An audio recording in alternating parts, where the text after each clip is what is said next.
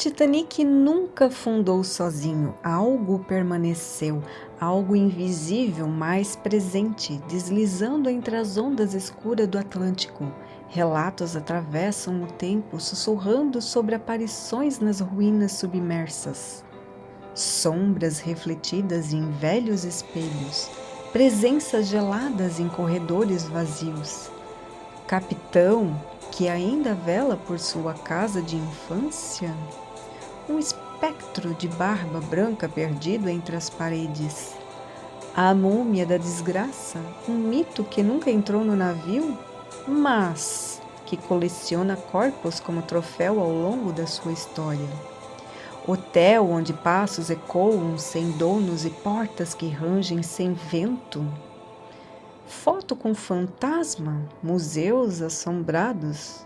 Será que a energia daqueles que pereceram ainda paira no ar? Talvez o Titanic tenha levado mais do que almas para o fundo.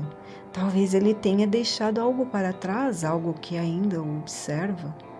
Vamos desvendar isso juntos? Olá, eu sou a Si, do canal Lendas e Afins. Sejam todos bem-vindos ao mistério do Titanic. Bora de relato? Antes de falarmos sobre o paranormal que envolve ele, vamos entender um pouco de suas origens. Afinal, ele foi um navio muito importante para aquela época e ele era a sensação mundial. A construção dele foi em 1909, em Belfast, na Irlanda. E demorou mais de 3 anos para ser construído, com 200 metros de comprimento e 53 metros de altura, até o alto das chaminés, e ele pesava 46 mil toneladas. Na sua construção foram gastos 7,5 milhões de dólares para aquela época. Na época ganhou a fama de ser impossível de afundar. Era o melhor em tecnologia, em nível de luxo e o melhor em tudo, com capacidade de transportar 2.435 passageiros e 892 tripulantes. O navio atraía todas as classes econômicas. Os ricos da época e os imigrantes que queriam tentar uma vida nova nos Estados Unidos. As classes mais humildes ficavam no convés inferior do navio.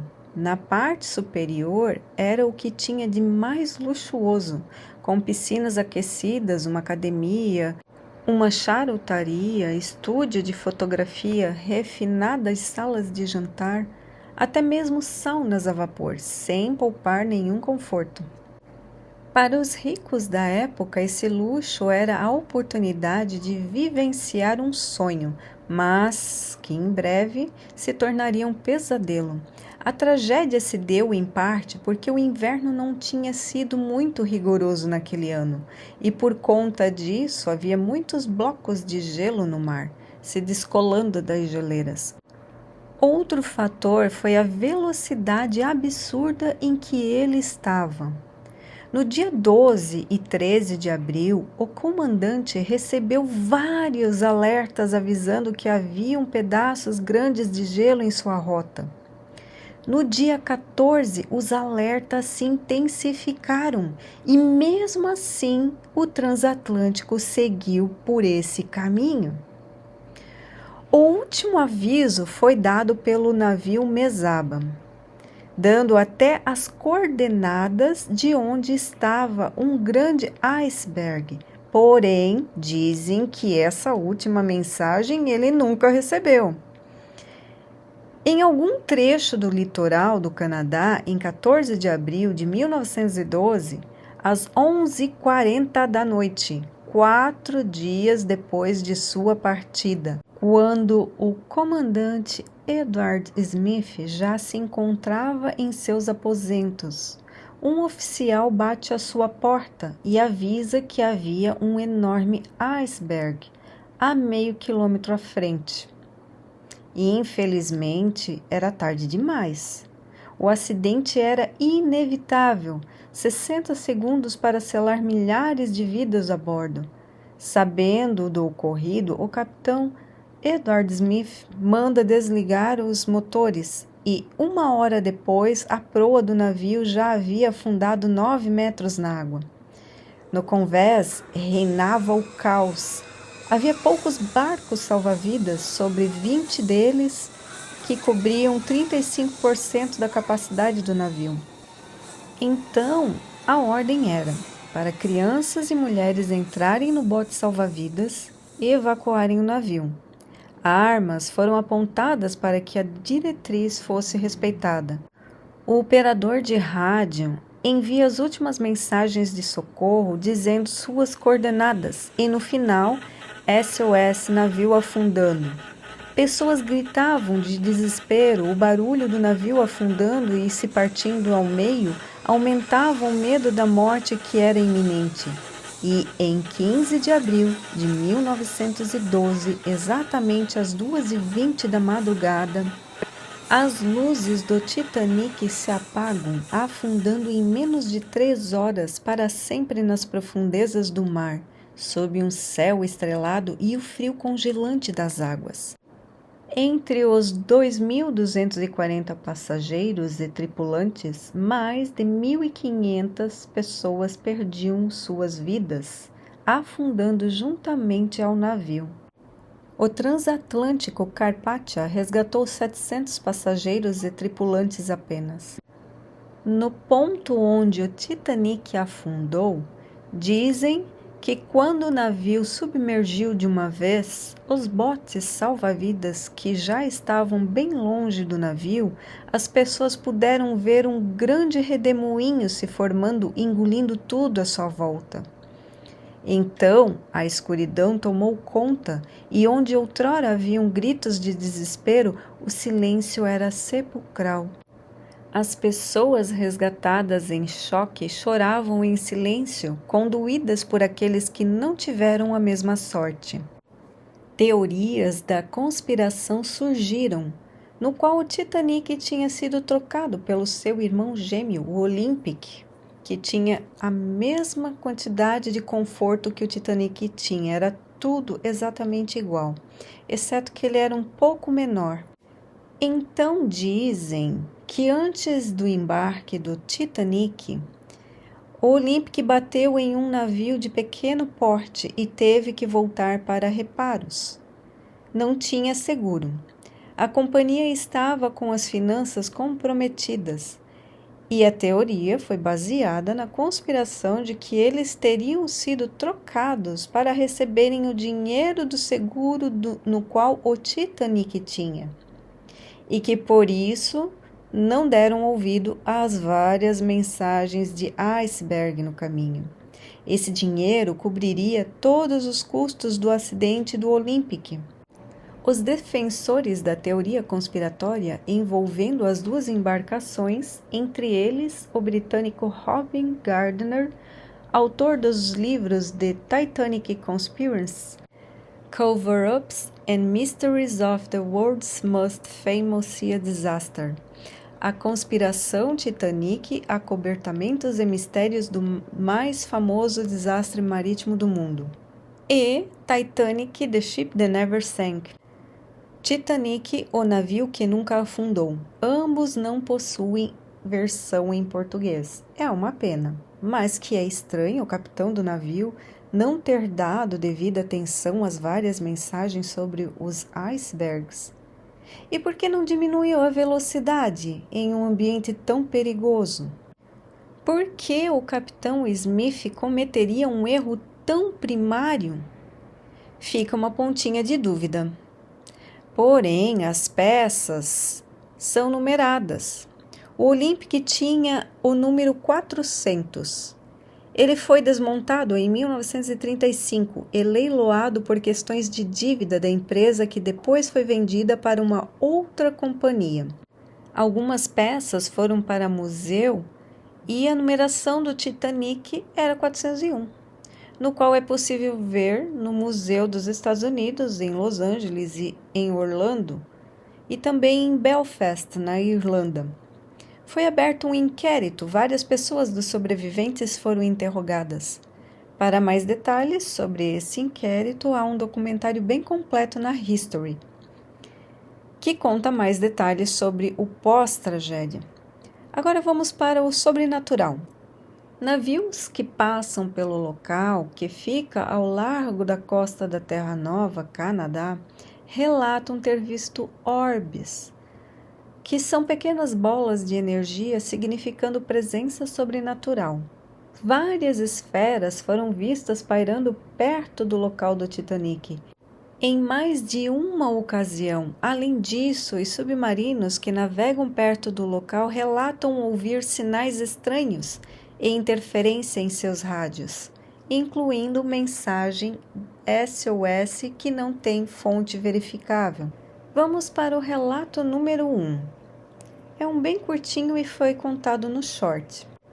Era o ano de 1977. Leonard Bishop, da SS Winter Raven, concedeu uma visita ao navio a um de seus passageiros, ao menos era o que ele pensava. Ele notou algo estranho no visitante que tinha um sotaque britânico. Ele olhava tudo muito atento, o que chamou a atenção de Leonard. E com o passar dos anos, alguém mostrou uma foto do capitão Edward Smith, ex-capitão do Titanic, a Leonard, que disse: "Eu conheço esse homem, concedi uma visita ao meu navio. Era um dos nossos passageiros." Então seu companheiro riu e disse: "É impossível." "Por quê?" "Esse homem que você diz que viu era o capitão do Titanic, Edward Smith, que morreu no acidente naquele fatídico dia do ano de 1912. Sem saber que era o capitão do Titanic, Leonard jurou ter visto e conversado com ele, mostrando seu navio. Mas por que Edward Smith apareceria para ele? Leonard não deu muitos detalhes. Então, será que é verdade? Esse relato foi bem curtinho, né? Na verdade, eu acho que ele deveria ter detalhado mais o relato para as pessoas, né? Porque teria mais credibilidade. Ok, mas então vamos para o relato 2. A casa de infância de Edward Smith. O casal Neil e Lois Bonner relatam que depois de alugar a casa diversas vezes, houve uma série de aparições fantasmagóricas e acontecimentos assustadores. Uma delas do escritor freelancer Sr. Bonner, 64 anos, que disse alguns anos atrás que era o único sujeito morando lá e ele estava convencido de que tinha visto o fantasma do capitão quando estava na cama e ouviu atravessar o quarto. O fantasma não estava em um uniforme naval nem nada, mas ele tinha certeza de que o tinha visto. Isso não fez com que ninguém se mudasse, mas, sem dúvidas, o local pode estar sendo assombrado pelo fantasma do capitão, porque outras pessoas relataram acontecimentos assustadores. Ouvimos relatos de outros inquilinos sobre coisas que aconteciam durante a noite, afirma o casal. Alguns disseram que sentiam um frio muito forte passando por eles, tão frio quanto um iceberg. O casal comprou a casa em 2002, sabendo que era a casa do capitão Smith. E em 2012 colocaram a casa novamente no mercado por 80 mil libras. A última notícia da casa na internet é de 2013. A casa está com Rose Gallagher, 46 anos, que resolveu abrir a casa para visitação. Esses relatos, né, pequenos relatos sobre a casa de Edward Smith, eu acho que também falta pegar mais detalhes com os inquilinos, sabe, que viveram na casa. Para saber o que aconteceu de fato e não só essas coisas picadas, sabe? Porque sem muitos detalhes não há credibilidade. Agora vamos para o relato 3, o espelho assombrado do Capitão Smith. Em novembro de 2018, um espelho assombrado que se acredita estar possuído pelo fantasma do capitão do Titanic foi para leilão por mais de 10.000 libras. Acredita-se que o reflexo de Edward John Smith aparece no espelho uma vez por ano, no dia de aniversário do naufrágio, pois antes de embarcar para o navio, Smith deve ter se olhado pela última vez, deixando-o na penteadeira de sua casa na cidade de Stoke-on-Trent. A empregada do capitão Ethelwyn, que ficou com o espelho como lembrança, levou ele até a casa dos parentes. Aterrorizada, disse que ainda podia ver o rosto de Edward Smith no espelho a cada ano no dia em que o navio afundou. Desde então, o espelho assombrado foi passado para os parentes de Ethelwyn e mais tarde foi descoberto em uma propriedade abandonada em Wolverhampton, antes de entrar em posse do atual proprietário David Smith, que o manteve em um cofre nos últimos 5 anos. Junto com o espelho tinha uma carta, escrita pela cunhada de Ethelwyn, Hilda, e endereçada a alguém chamada Ida, que diz: Ela, Ethelwyn, sempre me assustou quando disse que às vezes ainda podia ver o rosto do capitão Smith no aniversário do naufrágio do Titanic. O leiloeiro Richard Winterton disse: a última vez que o capitão Edward John Smith viu seu próprio rosto, nobre e barbudo, antes de sair de casa para assumir o comando do Titanic, estava possivelmente neste espelho, mesmo com os pés firmes em terra e no sol de uma tarde clara. Há algo sobrenatural sobre ver seu próprio reflexo em tal objeto. A lenda é tão convincente quanto é arrepiante, fala Richard Winterton. Porém, ou o encanto acabou, que ele não aparece mais, porque senão o David Smith, que me parece ser parente por causa do mesmo sobrenome do capitão, teria afirmado que isso realmente acontece. No entanto, ele deixou dentro de um cofre por 5 anos. Porque nunca testou, entende? Então, me parece que pode ser uma conversinha de leiloeiro para poder vender, não é verdade? Ou, se for verdade, talvez o capitão não esteja mais vagando pela terra e por isso o encanto acabou. Agora, esse relato aqui me deixou com os cabelos em pé. Não porque não é uma assombração, aqui é um relato assim de conspiração. Vamos lá para o quarto relato. Capitão Edward Smith vai para Baltimore. Foi feita uma declaração de que o capitão Smith não se afogou no desastre e foi visto são e salvo em Baltimore. Peter Pryor era o intendente do navio a vapor Majestic há mais de 30 anos, quando o capitão Smith comandava o Titanic. O Sr. Pryor disse que viu o capitão em uma manhã de quarta-feira e, para confirmar que era ele, decidiu ir ao mesmo lugar numa manhã de sexta-feira. Foi até a esquina das ruas St. Paul, em Baltimore, e ficou ali por quase 1 hora. Para seu espanto, ele viu o mesmo homem se aproximando dele.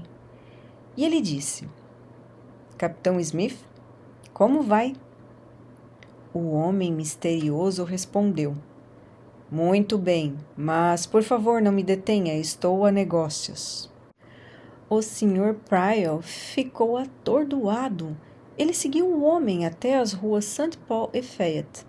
E por diversas vezes o suposto capitão se virava para ver se o Sr. Pryor o seguia. E ele se abaixou para dentro do edifício Calvert para tentar despistá-lo na multidão. O Sr. Pryor disse que alcançou o capitão quando ele estava entrando num carro. O capitão declarou então: Seja bom, companheiro, até nos encontrarmos novamente. Essa história, se for verdade, casa com a história que os barcos foram trocados, porque diziam as más línguas que quando o Olympic bateu em um barco era sob o comando de Edward Smith, e que ele teria uma dívida com a empresa, por isso aceitou afundar o Titanic, que era o Olympic.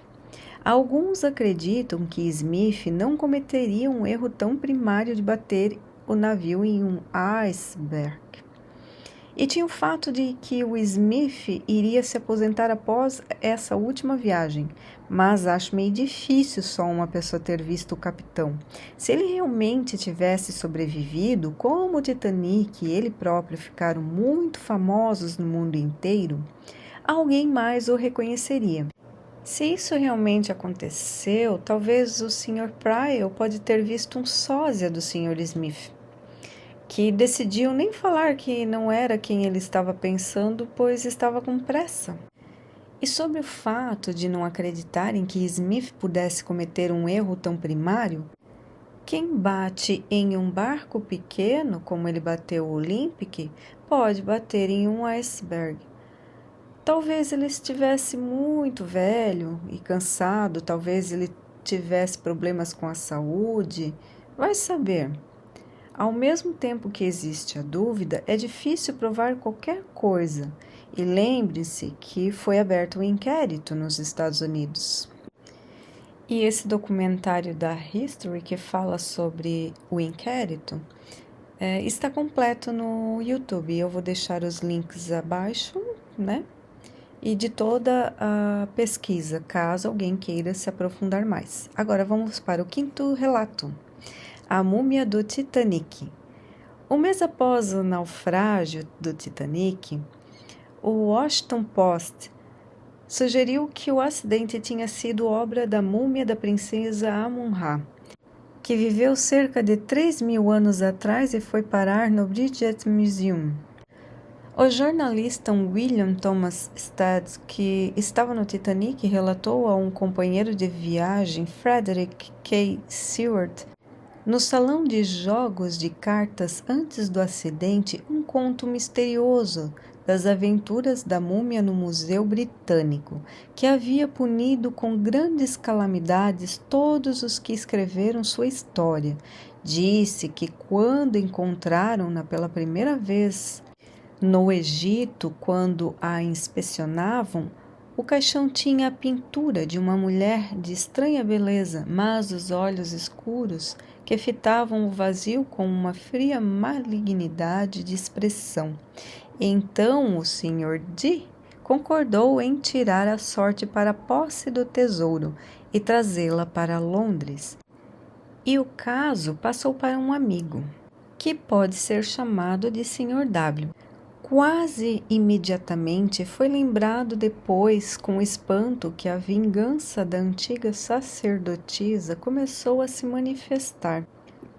Era como se ela estivesse pairando uma nêmesis sombria e implacável acima deles, armada com poder para atacá-los até mesmo em seus assuntos financeiros na distante Londres.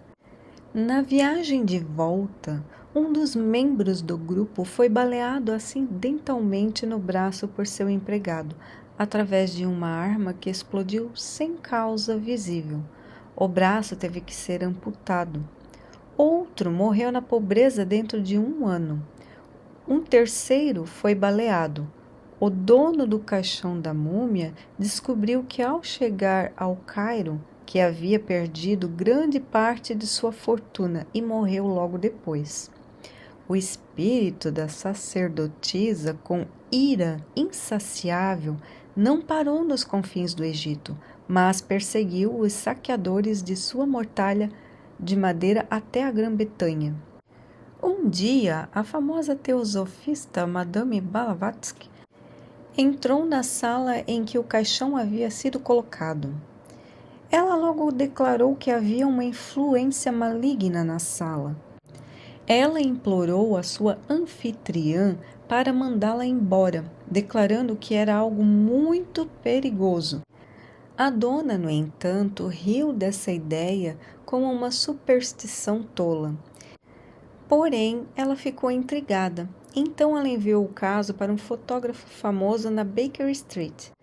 Em 1 semana, ele a procurou com grande entusiasmo para dizer que, embora tivesse fotografado o caso com o maior cuidado e pudesse garantir que ninguém havia tocado em seus negativos ou na foto, o retrato mostrava o rosto de uma mulher egípcia, viva, olhando diretamente para ela com uma expressão de singular malevolência.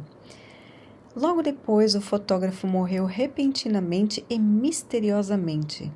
Por volta dessa época, o Sr. D encontrou a dona da tampa do caixão e, ouvindo sua história, implorou que ela se desfizesse dela, e ela a enviou para o Museu Britânico. O carregador que a levou morreu em uma semana e o homem que o ajudou sofreu um grave acidente. Esse relato, segundo a Washington Post, foi supostamente retirado da edição inglesa da Pearson's Magazine, de agosto de 1900. Após William contar a história, todos a bordo e William morreu no naufrágio do Titanic. Mas a múmia jamais esteve no British Museum, que, na minha opinião, é pior, porque tiraram a múmia do seu caixão para vender só a tampa. A profanação foi maior. É que, segundo a crença egípcia, se a sacerdotisa voltar ao submundo e não encontrar seu corpo no local, ficará vagando para sempre. Por isso que tem as escritas amaldiçoando quem perturbar o sono das múmias. Agora, voltando ao fato de a múmia estar no navio, isso realmente não tem condição de ter sido real. Mas o que pode ter acontecido foi ele ter contado o relato das maldições da múmia e ter acontecido o acidente com o Titanic. E esse mesmo jornalista, William Thomas Stead, que era adepto ao espiritismo, também teria previsto sua morte em um navio? Há rumores. Bem, entre tantas profecias e tantas visões, dizem que Stead previu que teria uma morte violenta e intuindo que seria no mar. De uma forma ou de outra, ele previu sua morte em um desses cruzeiros transatlânticos, mas a ideia de que estes cruzeiros poderiam ser perigosos pairava no ar. Sua ideia não veio do nada, mas é algo interessante, assim como a história de que enquanto o Titanic estava afundando, ele se sentou calmamente aceitando seu destino, diz Sunderland, que deve ter sido um sobrevivente. O livro escrito por Stead em 22 de março de 1886 traz um protagonista, um marinheiro chamado Thompson. Ele se preocupa com a quantidade de barcos salva-vidas no deck do navio, fato que também aconteceu na vida real com o Titanic. Na obra, mulheres e crianças a bordo têm preferência nos barcos, mas um fato que parece ser coincidência com o desastre da vida real. Só que a diferença é que não há impacto com um iceberg, mas sim um navio menor que navega na neblina. Ainda no enredo ficcional, apenas 200 passageiros e membros da tripulação sobreviveram, de um total de 700 pessoas. Thompson é um dos sobreviventes e ele é resgatado por um dos barcos salva-vidas que retorna até o local do naufrágio e o retira da água. Isso é exatamente o que poderia ocorrer e o que irá acontecer se navios forem enviados para o mar com falta de barcos salva-vidas, escreve o autor William Thomas Stead. Na vida real, no Titanic, Stead resolveu ajudar várias mulheres e crianças a entrarem em botes salva-vidas e decidiu, por fim, dar o seu colete para um outro passageiro. Sem proteção, acabou morrendo na água congelante. Um pouco após a sua morte, seu cadáver foi avistado pelo sobrevivente Philip Mock.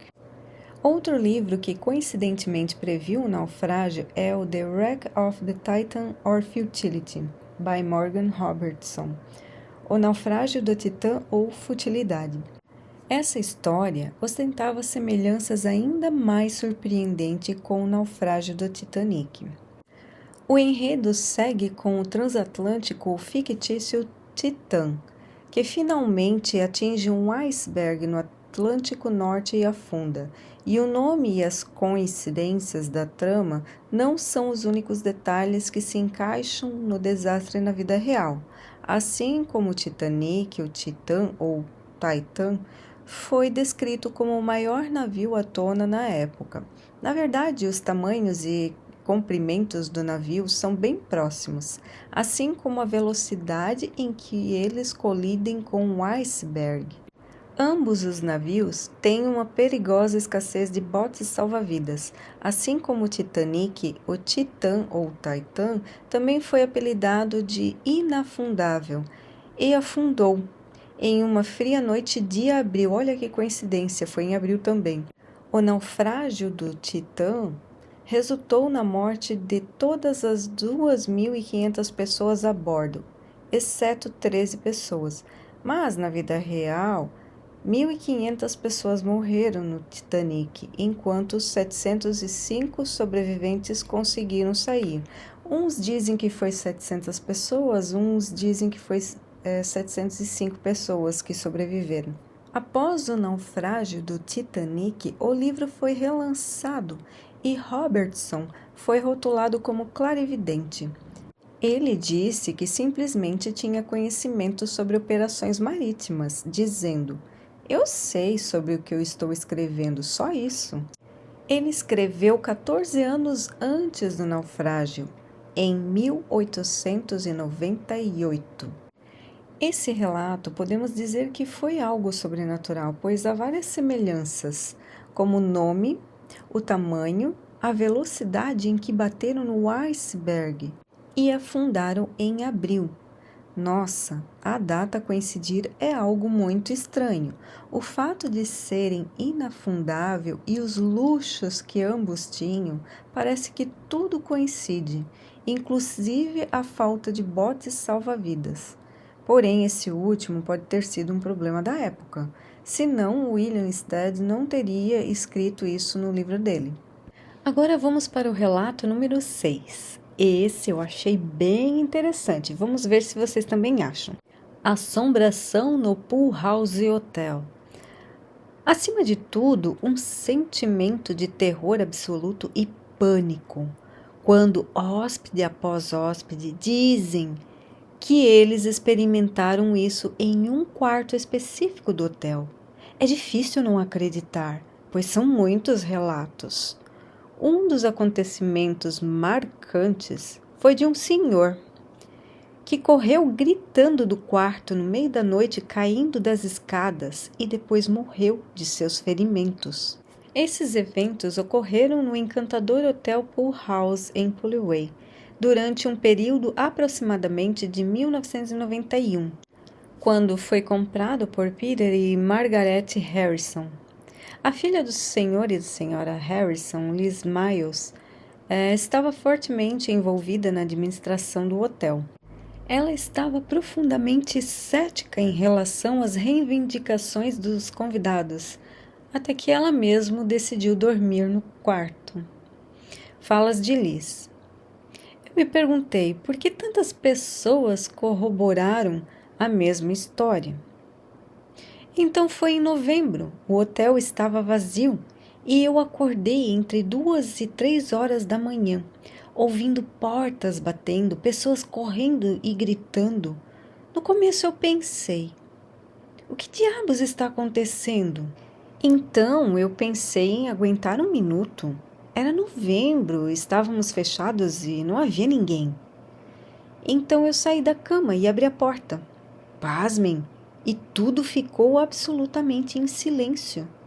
Eu pensei, eu deveria ter tido um sonho incrivelmente realista.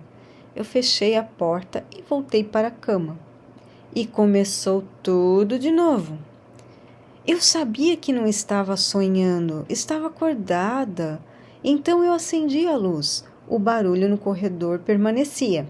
As portas realmente batendo alto. E a próxima coisa que eu ouvi foi esse enorme acidente contra a parede. Eu honestamente pensei que algo estava chegando. E assim que parou, a cama começou a se mover comigo nela. Foi isso, e eu saí correndo para fora de lá. Foi exatamente o que as outras pessoas descreveram, mas obviamente que muito pior quando está acontecendo com você. É muito desagradável. Liz ponderou sobre sua experiência, tentando imaginar o que seria esse pânico sobrenatural e os ruídos que poderia ter a ver como algo como um incêndio. Mas não havia evidências disso. Nenhum incêndio aconteceu no passado do hotel. O que surgiu recentemente provou ser muito mais estranho do que qualquer um poderia ter imaginado. A Pool House fechou como um hotel há alguns anos, mas a família Harrison continua a abri-lo para visitas guiadas. Quando o hotel fechou e a família tomou a decisão de abri-lo para passeios, eles usaram objetos dos lados da família de Peter e Margaret para ter como tema de decoração de cada quarto. Agora vamos à conexão do Titanic e como isso se desenrola. Margaret é uma Morrison de Lewis com conexões Mackenzie, mas do lado de seu pai, ela é uma Smith. E o primo de seu pai não era outro senão o capitão Edward John Smith, mestre de ninguém menos do que o RMS Titanic. Uma segunda conexão do Titanic na família é a outra prima que estava a bordo. Eles não sabem seu nome, mas ela morreu no naufrágio. A família também tem muitas lembranças relacionadas ao Titanic, incluindo azulejos originais usados na sala de fumantes, luminárias feitas de moldes originais do Titanic e até mesmo um chuveiro do tipo que foi colocado nos quartos de primeira classe. Durante a reforma dos quartos do hotel, em 2020, a família decidiu ter como tema o quarto pequeno, supostamente assombrado como um quarto de criança, e colocou nele uma série de brinquedos vintage, incluindo bonecas do início dos anos 1900. Depois disso, a atividade inexplicavelmente no quarto começou a subir para outros níveis. Lembre-se, ninguém fica no quarto nos dias de hoje e é só visitado por grupos de turismo.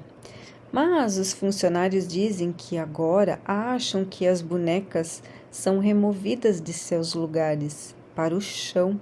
Os sapatos são tirados, cabelos não trançados, como se uma garotinha estivesse brincando com eles. Há algumas explicações para isso. Vejamos. Algumas semanas atrás, algum tipo de resposta começou a surgir sobre o que poderia estar acontecendo naquele quarto, supostamente assombrado. Liz disse: o engenheiro estava visitando e ele se aproximou de mim, dizendo: eu não quero ser estranho ou coisa qualquer, mas eu tenho um dom de sentir as coisas e há algo acontecendo com esse quarto.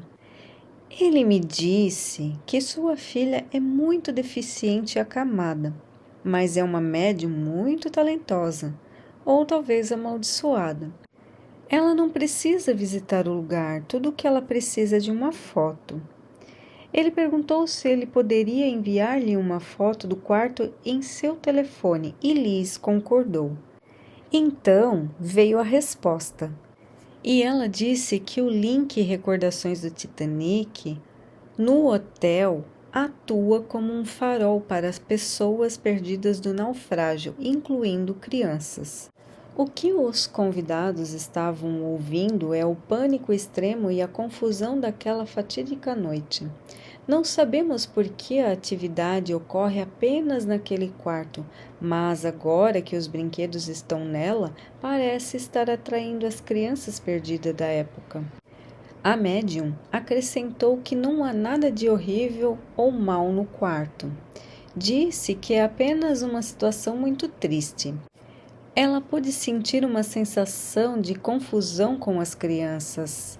Elas parecem saber que estão mortas, mas não entendem por que algumas crianças foram salvas e outras não.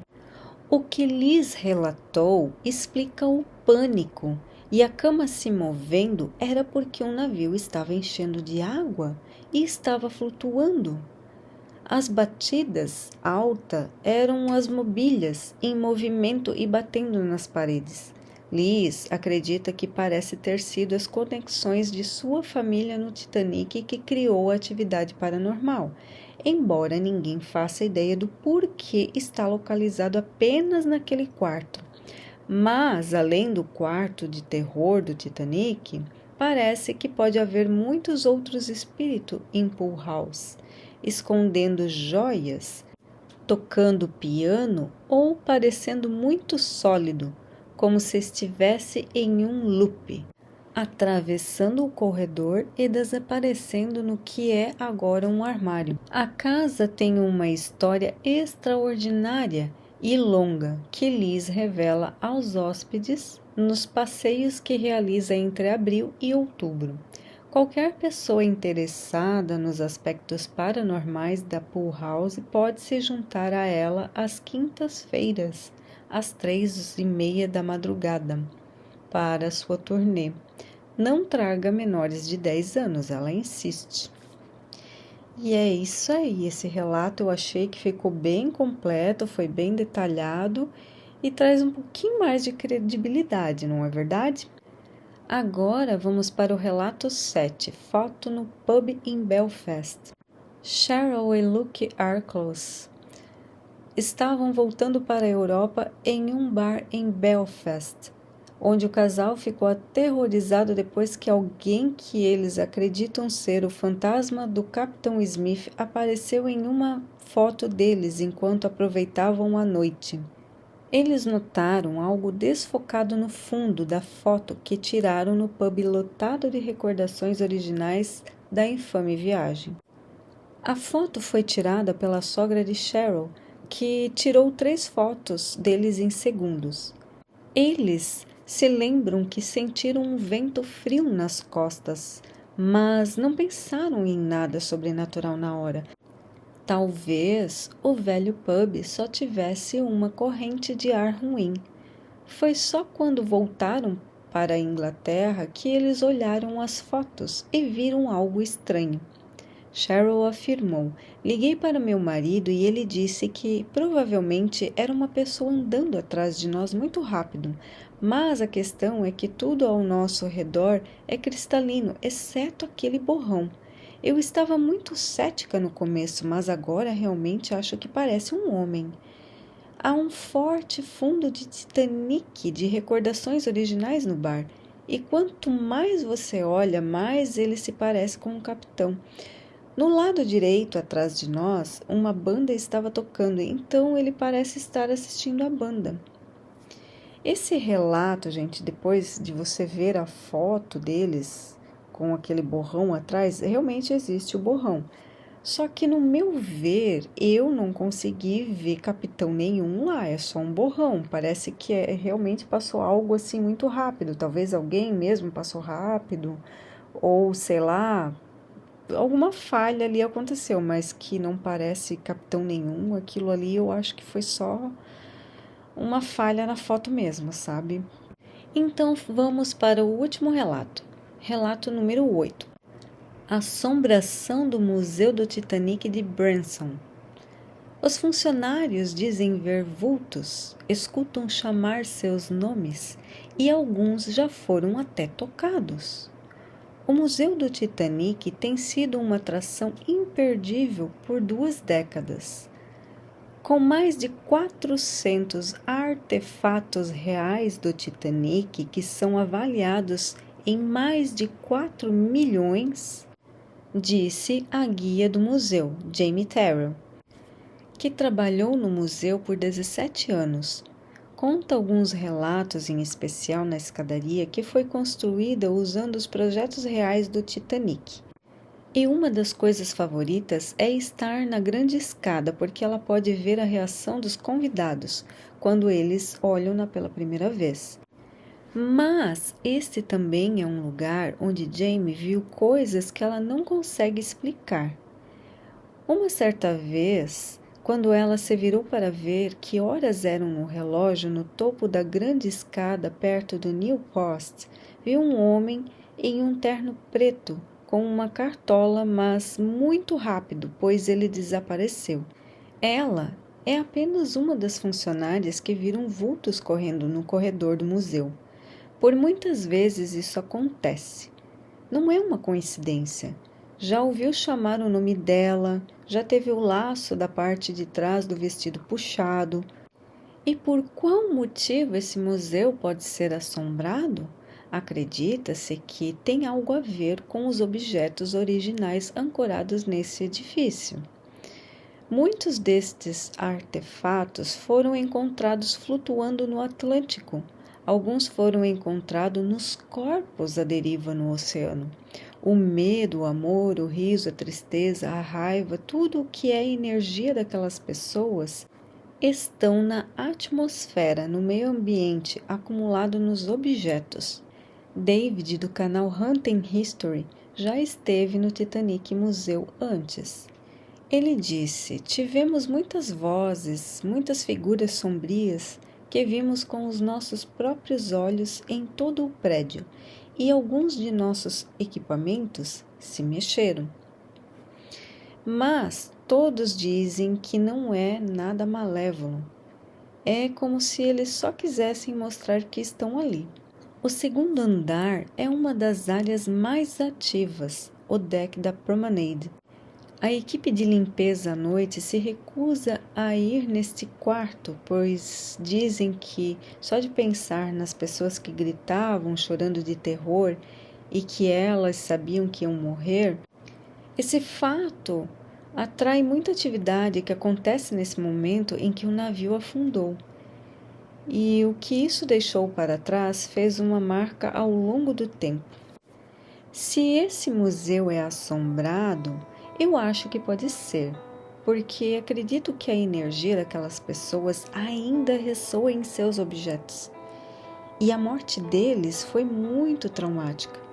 O relato foi um pouco mais curto, mas teve um pouco mais de detalhe que os primeiros relatos. Bem, vou ficando por aqui. Me digam o que vocês acharam dos relatos e até o próximo. Fui!